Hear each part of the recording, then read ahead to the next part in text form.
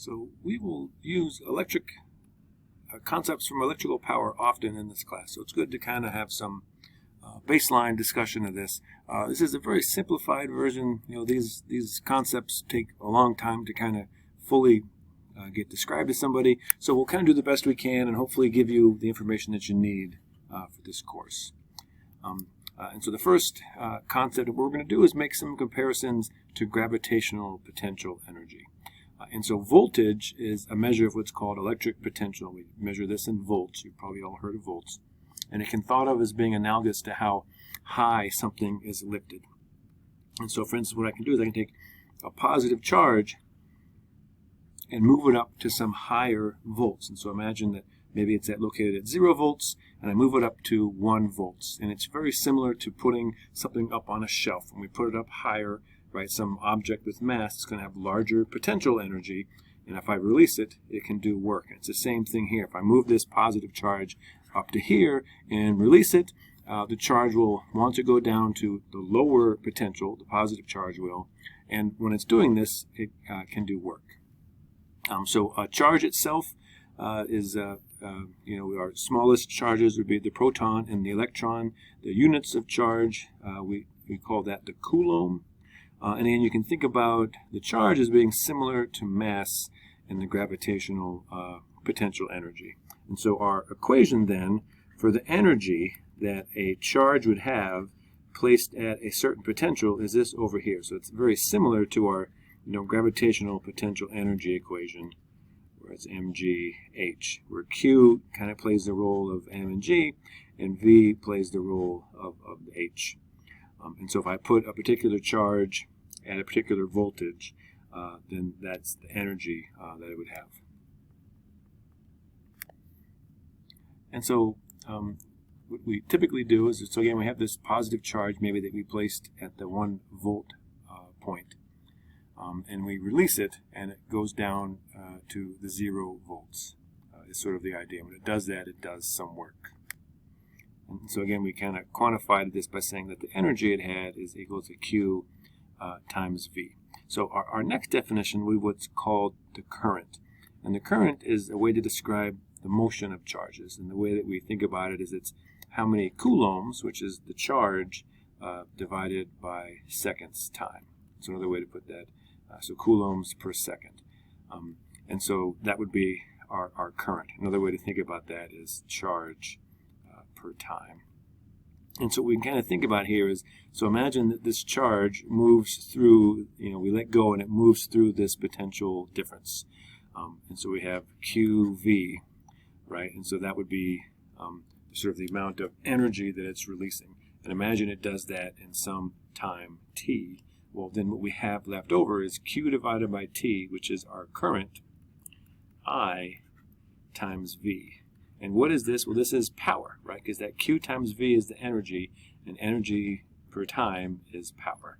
And so this is really the key thing that we'll need in doing most of our calculations with electrical power, is that the power is going to be the current times the voltage. So let's do some examples. So for instance, households in the U.S.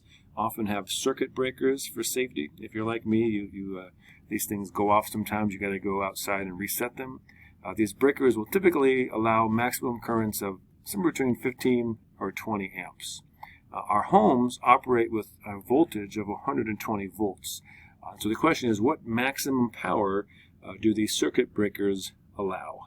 Well, again, power is equal to current times voltage. And so for the lower case, 15 amps. So again, current is measured in amps. So 15 amps, and then times the potential difference, the voltage of 120 volts. And when I did this, I got 1,800 watts. And then if you have a circuit breaker that sets off at 20 amps, so you do 20 amps times 120 volts. And when I did that, I got 2,400. So then somewhere between those two is sort of the maximum power that your circuit breaker will allow.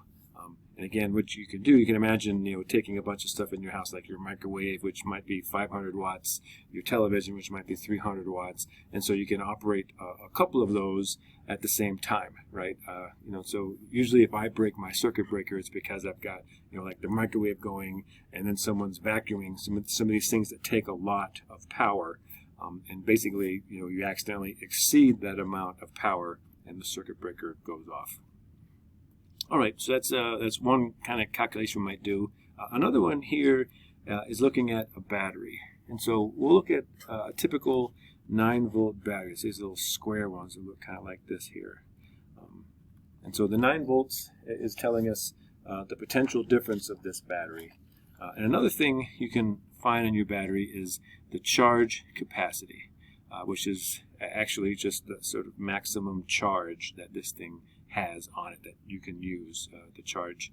And so, for instance, a typical 9-volt battery have a charge capacity of 500 milliamp hours. And so I'll write that as 0.500 amp hours. And what does this kind of tell us? Well, this is these units of amp hours, right? We can, amps again is charge, so it's coulombs per second times hour. And again, kind of like the kilowatt hour, they're not the same units of time, but they're still units of time, so they kind of roughly cancel. And so what this is a measure of is really just a measure of how many coulombs. Okay, and so the question of how much energy is in this, well, what you can do is look at this and basically multiply these two together. So 9 volts times this number of 0.500 amp hours.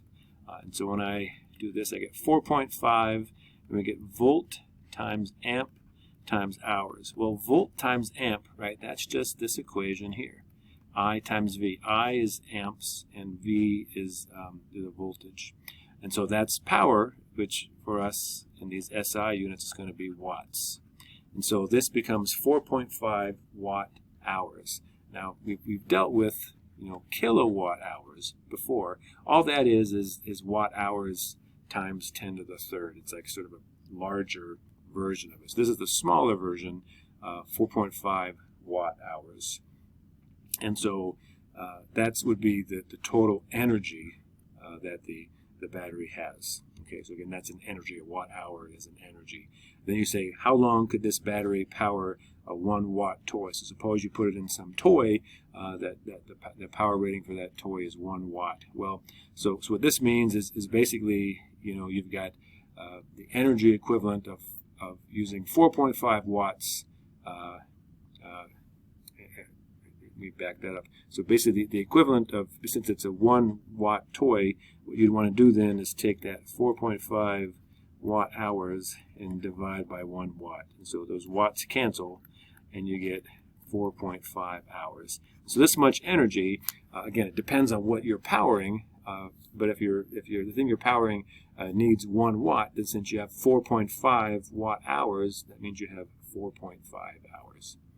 All right, thanks.